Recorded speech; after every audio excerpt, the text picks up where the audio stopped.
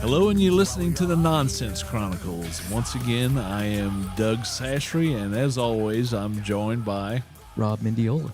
Yeah, and today we are talking with Cameron Taylor of Secret of Boris, Mr. Self-Destruct, and I told him there was a Limp Bizkit tribute in there too, but I've never seen it. What was the name of that? Significant Other. Okay. Yeah, that's right. Well, how's it going, Cameron? How y'all doing? Good. Good. I'm doing fantastic. For a Monday. Yeah. Hey, yeah, that is for sure. But, at least it's almost over. That way we have the rest of the week to look forward to. That's right. I was going to tell you, we usually promote our friends' podcast or anything shows at either the start or the beginning. We have no set structure on that. But what I will promote this time is for our friends in Dallas, if you're thinking about getting married, Cameron's wife, Kelly, she is Kelly Hooper Taylor. She is on every platform, and I guarantee you that your wedding will be a party. I can't believe some of the wedding. She's a DJ. Oh, nice. Yeah, and she brings the party, and she's heavily involved. I can't see anybody not having a great time at that type of deal. She does any events, and I know it's Dallas, but I've also seen y'all go to Austin. I want to say San Antonio and Corpus. Was that just one-offs, or do you think she would travel with the occasion called for it? Hey, she'll travel. I think. I don't want to speak for her. But, just Google DJ Kelly Hooper, and you can reach out to her that way and see what happens. But, it's people generally have a good time. That is for sure. Okay. Now, Kelly, I've given you your 2 cents, and now we'll move all the tough questions now to your husband. Now, I've told Robert here that it's everybody we've talked to there, there's a lot of church and or family musicians. I said, well, you love it. I said, Cameron, he comes from his parents. Was your dad the musician? Oh, all of them really. Yeah, my dad was a keyboard player and guitar player, and he sang. And my mom is a singer, and they were in a band together many years ago. And then my stepdad plays keyboard as well. I mean, it's just the list goes on. So my Uncle Sam Taylor was involved with a bunch of bands: King's X, Galactic Cowboys, ZZ Top. So yeah, it's a long lineage of rock music. And it's funny because his wife's parents, they are also in a band, and I've actually seen them, and they're good. And they're great. Yeah, they're keeping it very musical. Very cool. Hey, now we have to ask that question because I don't know if I saw that before. Rob was looking at some profiles. I thought I saw that before. Was that you? Are you Cameron Z. Taylor, or is that not you? No, that's me. That's what I thought so, but I hadn't seen that picture in 100 years. I think when I first met you, to make sure that you weren't, some kind of, I don't know.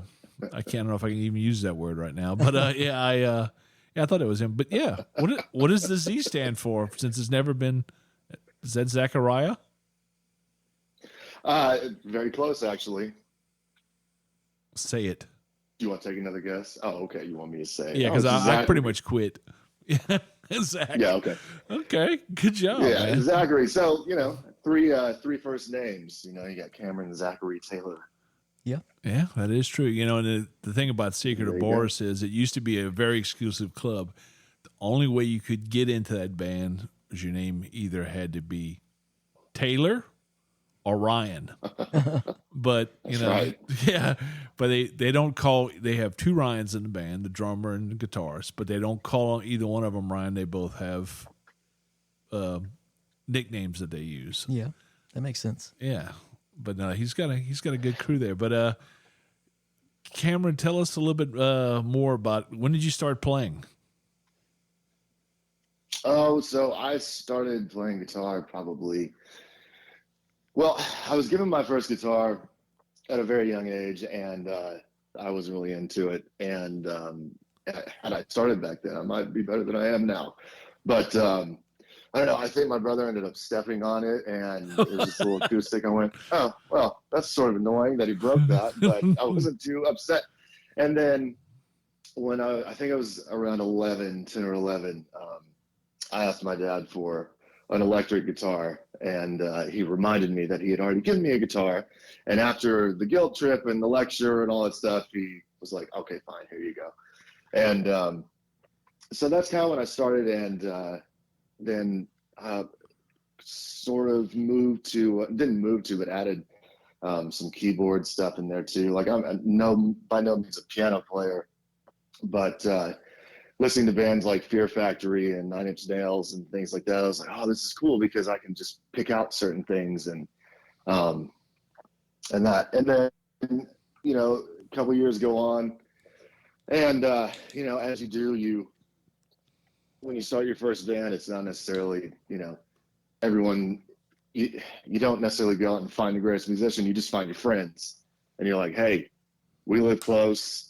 You have a guitar, or you have this, so I guess you're going to be in this band. That's right. Yeah. And so that's kind of how the first one started, in a garage, of course. I think we had 2 original songs and 2 covers, and we had a different singer.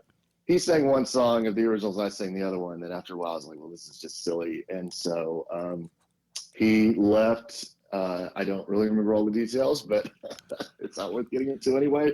He's gone, and then I just kind of took over because I didn't want to find anybody else. And I sort of relinquished the guitar playing to other guitarists. And so I still play, and I still write like crazy, but I prefer then to be free of that when it comes to being on stage. Do you what was the initial band names? What was before Secret of Boris? For Secret of Boris, it was Lame. Okay. Which if you remember the band Snot, there's no great story, right? So I was in the lyric book back when CDs were a thing. I'm flipping through and I'm reading every little thing and all the credits and the lyrics, and I loved all that stuff and who produced what and blah blah blah. And at the end of Lynn Straight's "Thank you, Liz," he goes, "If there's anybody I forgot, sorry, I'm lame." And I just thought that was funny, and I was like, that'd be a funny name for a band. And it was funny when I was 16, and then it got old real quick once we really started playing out. And of course, all the jokes like, "Oh, you guys must be lame." We almost joked about, "Hey, we're gonna start giving people awards just at their first that night. Like, oh, you were the first one to get to it, so well done." But because you won't be the last. That's a. Let me ask you this: any of the current members that were in that band at all? Yeah. Well. Okay. So yeah, Paragraph Taylor was in the first incarnation, and we started like way, way early on. And then Ryan, our drummer, joined, and he was in the band for about a year or so before we changed the name. So technically he was in Lame. Kevin, our bass player, and Bert, our other guitar player, they came well into SOB years. What about Regis? Where was he at in all that? Regis came in actually not too long after we became Secret of Boris. I want to say, if memory serves, he joined in 2012. So it had been a year or two. No, I don't know. But he wasn't part of the Lame days and all that stuff. I think we kind of were aware of him. And I think Taylor knew him through somehow. And so, and it's so funny because, like I just said, you start a band by just picking who's nearest to you. And honestly, no disrespect to any musician we've ever worked with, but that's kind of how it's been every time we had to replace a member. It's like we didn't go on some broad, audition search and, scour the universe. It's like, oh, hey, well, we already know you and you do this, so you want to do this with us. And there you go. It just makes it a little easier finding people. Yeah, I think y'all have a really good fit right now. Everybody that's in that band is talented, and y'all work together real well with each other's schedules, it seems like.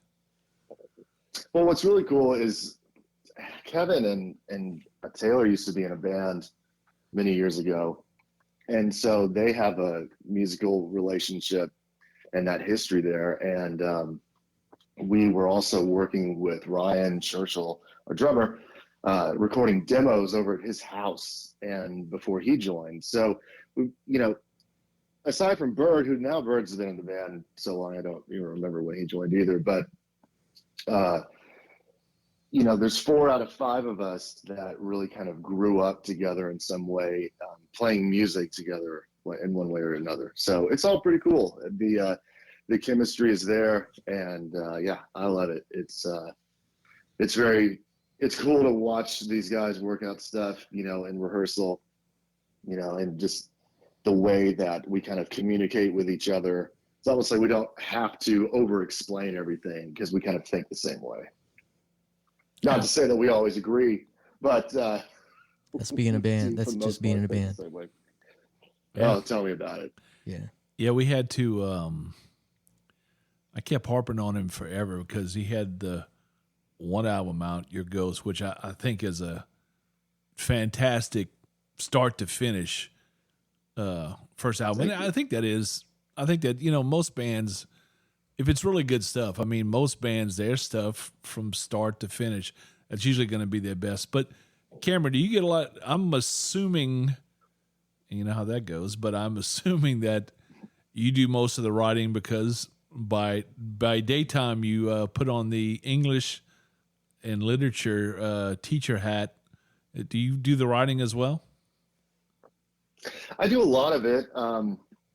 As far as Your Ghost goes, that was probably like half and half between Taylor and myself. And he would record a demo, I'd record one, and then we'd kind of change things from there. As of late, it's been a little more on my end. He's got his other band, Manifested, that keeps him pretty busy with writing. So I'm happy to kind of take over, and I've got more room to, kind of throw in some new ideas and things like that. And then, of course, still, it's only a basic idea. And then once we all get in the same room, then things change and evolve and absolutely improve from that initial idea. So, and then, there are times that, just like I suppose jam bands used to do or whatever still do, we'll be in the room and somebody will play something, and then in an hour we've got an idea for a song that just came out of nowhere. So that's always a lot of fun too. Yeah, those sometimes are the best ones. Yeah, they are. For sure. The best songs are usually the ones that are written quickly and easily. Right. At least in the initial stages, Mm-hmm. Yeah, it was I think if you're trying to force something, then it's probably not meant to be forced.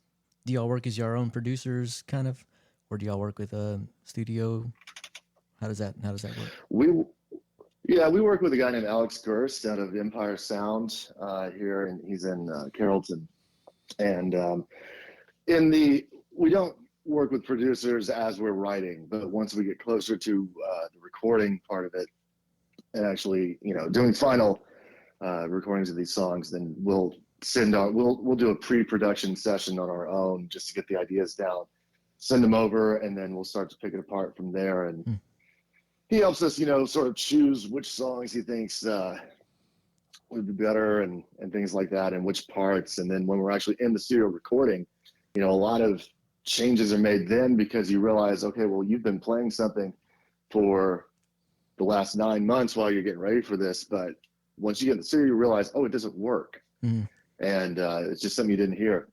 And then specifically for the record that we're sort of been teasing since the beginning of the year, putting out these songs like Room 101 and This Is What We Get. We worked with a guy named Paco Estrada, who's been in, he's in South FM. He's got his band, Heart of the City. I mean, he's a really, really talented guy. He is very talented. And so, yeah, and he was great to work with. That was the first time, to really answer your question, first time we ever actually did that, where we worked with someone a little heavier before we went in to record. And yeah, it was, I'd say the first time he came over, I said, let's just test this out. And I gave him one song, and he came over with all these notes, and I had never been dressed down like that, as far as, you know, here's everything, basically, here's everything what's wrong with this song, and then this is cool, you can keep it. It wasn't that bad, but I mean, he was diplomatic enough, but you know, sometimes you have to be direct and you have to be real. And you know, his whole mindset was, I want to find the best parts of these songs, and that's hard to argue with. Yeah, I mean, that's their job, so yeah, for sure. Why use them if they don't? Yeah, it's hard to hand your baby over, though. That's right. Sure. You know, I noticed. Yeah, that's what it is. I noticed that your Ghost had a lot of the same kind of sound. I mean, great songs. They were all different, but they had the same kind of theme, which, you know what, I've told you that over the years, what it reminds me of. But This Is What We Get, man, it sounds completely different. It's like I'm almost listening to a different band. I love it. I love the first one, but I also love this. So how do we get there? Well, there may be something. So we just, you know, we did Your Ghost with Alex, and we did our EP, The Reason, the Remedy, with Alex, and we kind of did it in the same way, where, like most records are made these days, the drummer comes in, records his stuff, then you lay bass on top, and then guitars, you know, and just one at a time kind of thing. And we were talking, we're like, well, I mean, we love the result that we get. You know, we love the way these records sound, but we wanted to do something a little different. So we kind of talked about maybe going and trying somebody else for this record. And then we said, well, why don't we talk to Alex and see about recording it a little differently? So this is the first time that we actually got in a room, mic'd everything, recorded everything at the same time. I mean, you know, certainly there were overdubs and, you know, vocals were done separately, but I was doing scratch tracks while they were performing. So we wanted to really try to capture a little bit closer to how we sound live, and not leave in a bajillion mistakes like it's a Strokes record or anything like that, but you know, it still sound nice and polished, but a little more alive. And I like it. I really like the way it sounds. Thanks. I'm happy with it too. Yeah. And I'm excited for everybody to hear the rest of it, you know, and next one I think is coming out. The next song is coming out at the end of this month. So that's exciting too. Yeah. Y'all on a good pace, man. I like to see y'all get out a little bit more. I think y'all have the talent for it, but y'all also have very restricting jobs. Boy, what they do though, usually during the summer when the teacher can run, yeah, that's what they're gonna do. Usually, they usually take off. I mean, we're not afraid of getting out for sure. The thing is, though, that's kind of been strategic, because we used to play Houston quite a bit, and Austin, and do the little Texas run, but we didn't have anything to promote while we were doing it. We were still playing stuff off of Your Ghost and with some new songs, but then there's no way to get them. And we said, okay, well, why don't we do this a little more strategically? Start putting out this record, getting people excited, you know, having more of a presence online, you know, being engaged that way, and hopefully keeping people engaged. And then we'll go out and we'll play some shows. So it's coming, probably in the summer, like you said.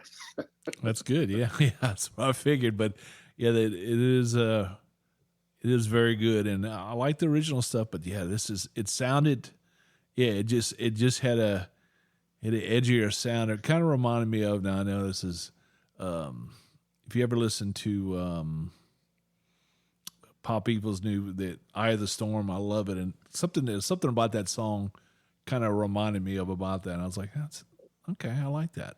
So that was Oh, cool. No, I haven't heard of it. That's cool. I'll check it out and see if you're right or see well. Usually if I'm I not. agree. Yeah, well, usually you won't. There's a meme called "Disapproving Cameron" that I'll show you later on. Yeah, yeah, I've had that look stared at me several times. So Hey, listen, get in line. yeah, that's right. That's right. Well, the you what about your I'd like to see y'all hear more, and you do have the music to back it, the new music here, but boy, Houston, the Scout Bar in Houston, Thomas loves them, man. He he is there over there quite a bit. I usually get told about a half hour before they come to town that, hey, we'll be at your house tonight. I'm, oh, okay, go ahead. Yeah, we've gotten better. We usually at least give you 48 hours now. You're getting better, man. So that We're getting better. Yeah, It's all a journey. yeah. How's the when are you coming back? Nothing is on the books right now. There's some dates up in the air that we're trying to nail down. But hopefully in May. Just not sure yet, unfortunately. But when I know something, you'll know it within 48 hours. Yeah, of course. Have you done any? Have you done any of the Limp Bizkit stuff in a while? No,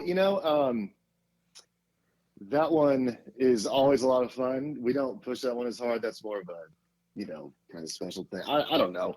You never know what people are going to like. But Limp Bizkit is on kind of a resurgence. So they are, and yes. Okay. All right. Yes. Do I need to, did you wait, was that they are like a question or no, they agreement? They are only. I'm wondering if it's because a lot of people watched the Woodstock '99 Netflix documentary, and they're back on. I guarantee you that's a lot of what it is. Yes. People forgot and then they saw that show and how crazy it was and went, well, wait, I want to go see that. Yeah, that's right. So yeah. That's what I figured. I probably could make a call and get that happen, but Yeah, I figured. I was kind of curious because I haven't seen that one. That's why I was wondering. And are you staying? You're staying pretty. You play pretty regularly out on the weeknights, don't you? With the solo acoustic. Yeah, I do those. Fairly often. They seem to come in waves. Like I'll do a bunch at one time, and then we're pretty close together, and then kind of. There may be a lull. I don't know. It's hard. I like doing that stuff, and it gives me a chance to, exercise a different part of my vocal range and, play some different songs. And then I do enjoy playing guitar that way, live. But do you have any it's acoustic hard recordings? to balance all these things. No, man, it's mostly a bunch of covers. I do have some acoustic original songs, but a lot of times it's patio weather, kind of, Tom Petty. I'm just over there in the background kind of stuff. But I like that too because it's a little more of a relaxed kind of gig as opposed to a show where, you got to be on the entire time. Yeah. So Cameron, Jacob Pierce, and Paco, they fight for all the acoustic gigs in Dallas. They're always circling each other. Yeah. That's what it seems like every time I see there's a gig, and they all do pretty well. Are you managed by anyone? Your band? No, we are self-managed. We are completely independent. Nice. Yeah, we've done both. We've been on a small label. Mm-hmm. We've had managers. We've had booking agents. And I'm not opposed necessarily to any of those. But right now we're kind of on our own, and it's cool to be doing it in a way. It's cool to be doing it on your own, right? And seeing the positive things that are happening and knowing like, oh, this is because we did this. That's pretty fulfilling. So and all your marketing and stuff is done by y'all individually, or does somebody have kind of like the job of that in the band? Yeah, our drummer is kind of spearheading that. Mm-hmm. We all contribute things here and there, and ideas and stuff. And we're getting better at it. It's a lot of work. we probably should have embraced it is, and we Yeah. probably should have embraced it a long time ago. But we were so focused on. I've always been so focused on songwriting, and sometimes I forget the bigger picture. It's like, okay, well, a song can be great, but if no one hears it, then it doesn't matter. So, and there's so much out there. You got to figure out your ways to kind of get through all that white noise and reach some people. Get some merch. Have you ever done a show with The Hunger? No. Yes, we have. In our the Mr. Self-Destruct, the Nine Inch Nails tribute band, did 2 shows with The Hunger earlier this year. One at Sam's Burger Joint in San Antonio, and then one at Scout. It was awesome. Cool. Yeah, they. Yeah, I love Thomas, and I love those guys. They're great. Yeah, It's a good fit. Yeah, I think so too. I was going to ask you a couple questions. The single stuff. Do you see y'all releasing a lot of albums or staying on a singles track? We are going to continue releasing these singles, but they will end up being an album. So, in my mind, unless you're at the very top, unless you're Taylor Swift or Metallica or Eminem or one of those, you're gonna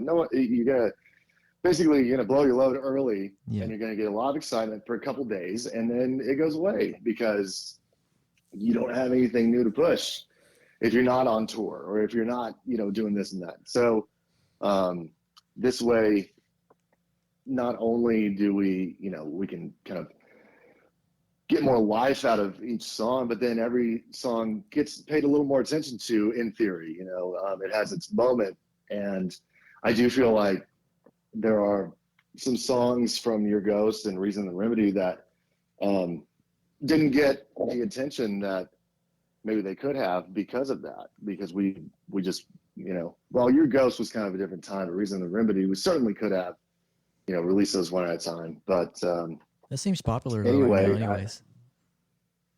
Yeah, it is, and people's attention spans are so short. It's asking them to sit down and commit to, God forbid, 45 minutes of music. Yeah. Like, wow, my gosh, no way. But no way. I don't have time for all that.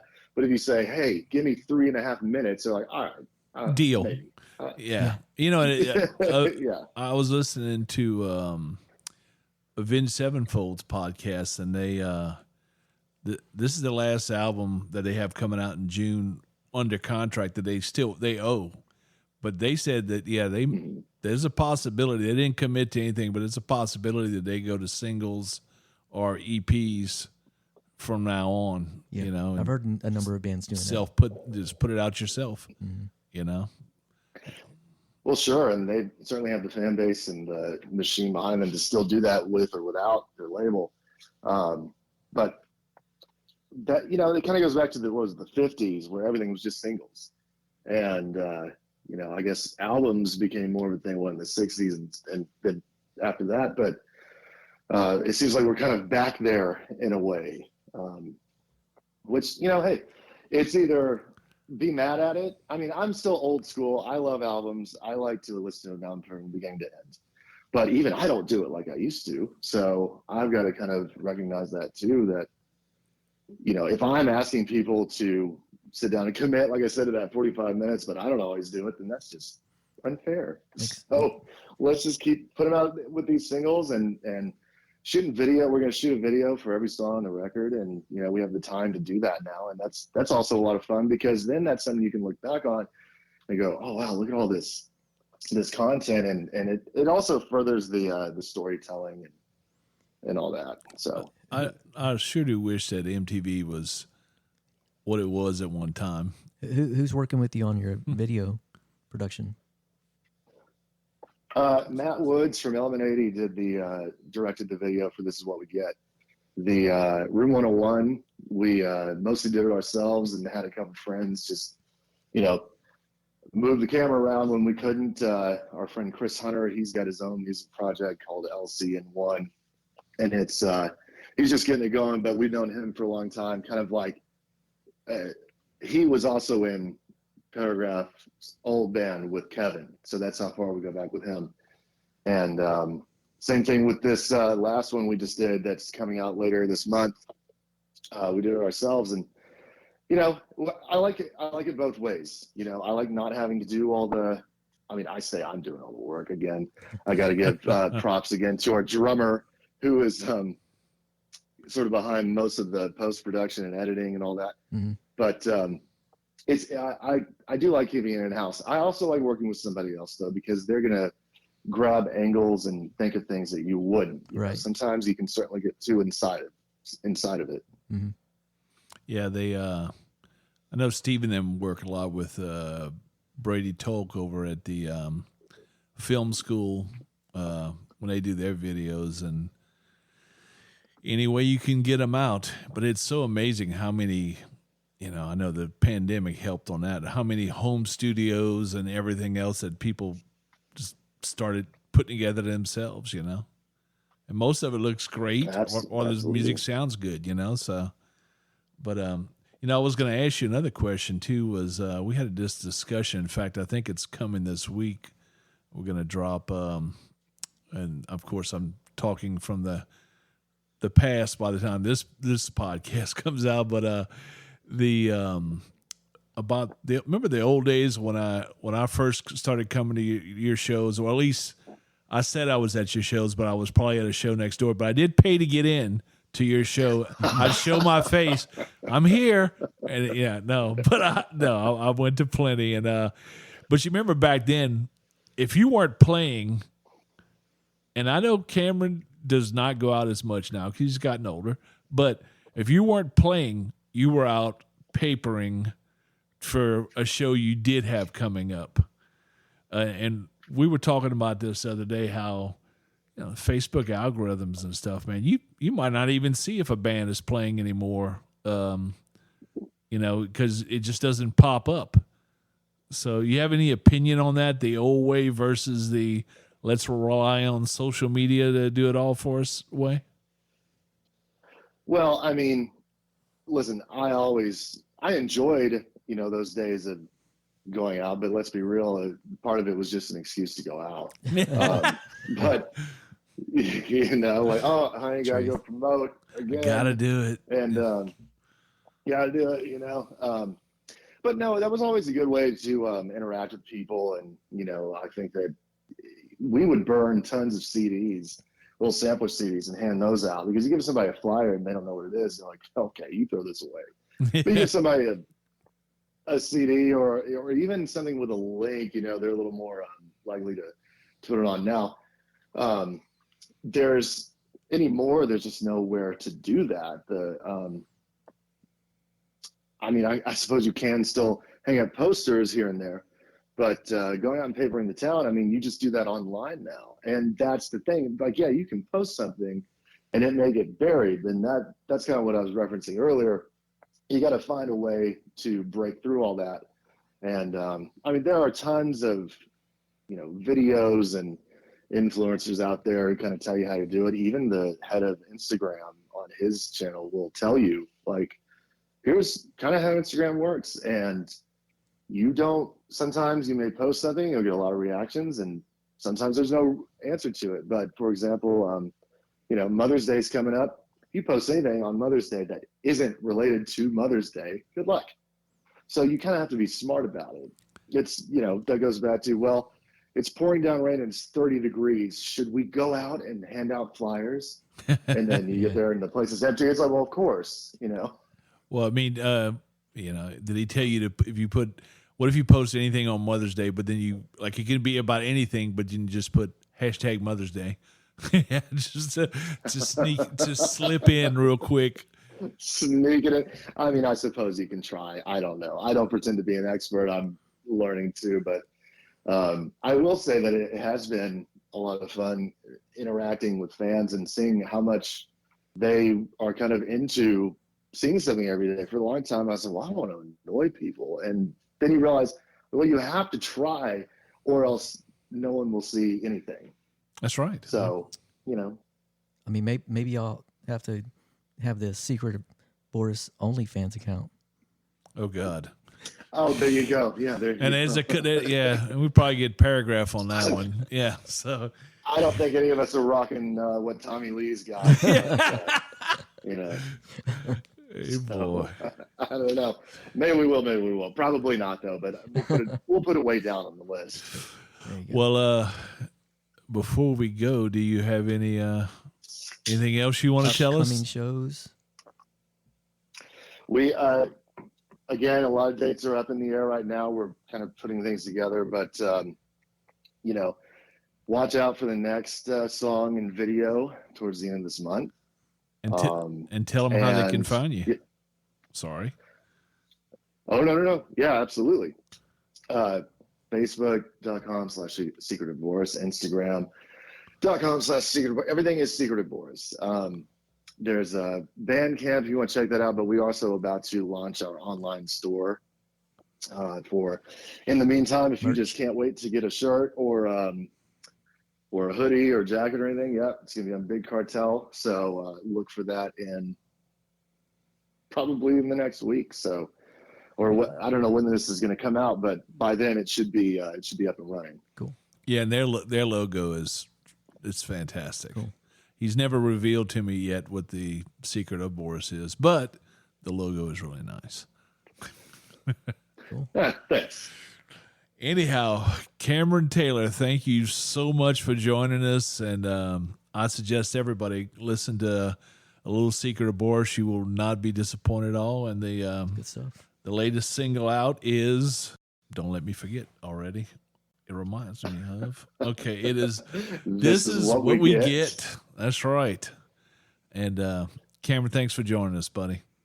Yeah, man. Thank you guys. My pleasure. You bet.